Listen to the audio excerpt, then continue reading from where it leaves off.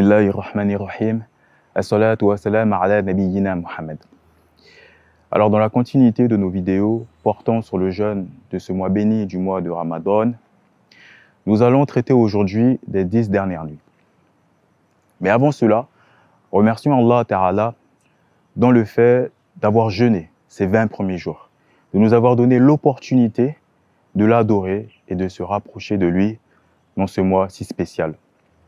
Alors, vis-à-vis des 10 dernières nuits, nous avons un hadith de Aïcha, radiyallahu anha, qu'Allah se soit satisfait d'elle, qui nous dit « Kana Rasulullahi sallallahu alayhi wa sallam yajtahidu fil ashril awakhiri ma la yajtahidu fi ghayrihi » Elle nous rapporte que le messager d'Allah sallallahu alayhi wa sallam faisait des efforts tels qu'il n'en faisait pas dans les autres jours. C'est-à-dire qu'il en faisait davantage.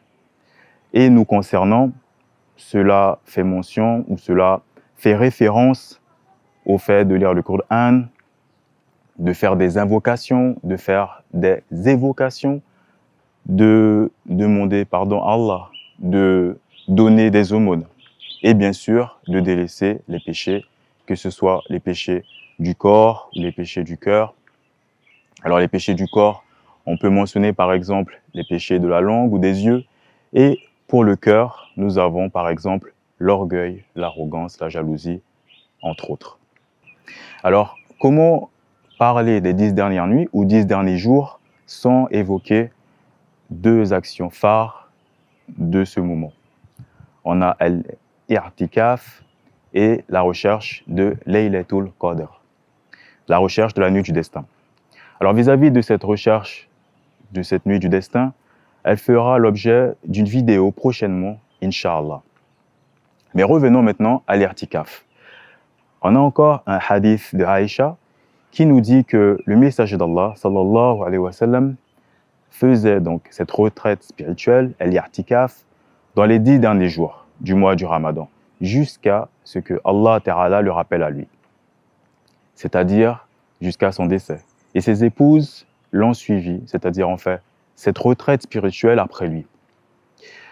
Alors, lorsqu'on parle d'I'tikaf, c'est le fait de s'isoler dans une mosquée et de s'éloigner de ses occupations mondaines pour adorer Allah exclusivement et pour espérer créer un lien fort, un lien profond avec notre Créateur.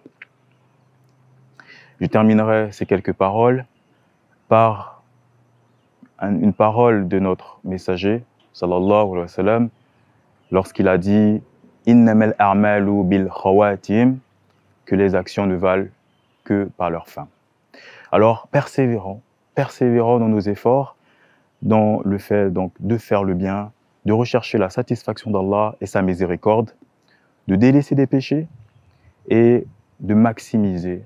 Nous avons l'opportunité d'accumuler plus de récompenses, Inch'Allah, dans cette dernière décade du mois du Ramadan. Qu'Allah nous donne le tawfiq de comprendre ces quelques paroles et de les mettre en pratique. Assalamu alaikum wa rahmatullahi wa barakatuh. Ramadan, Ramadan, Ramadan.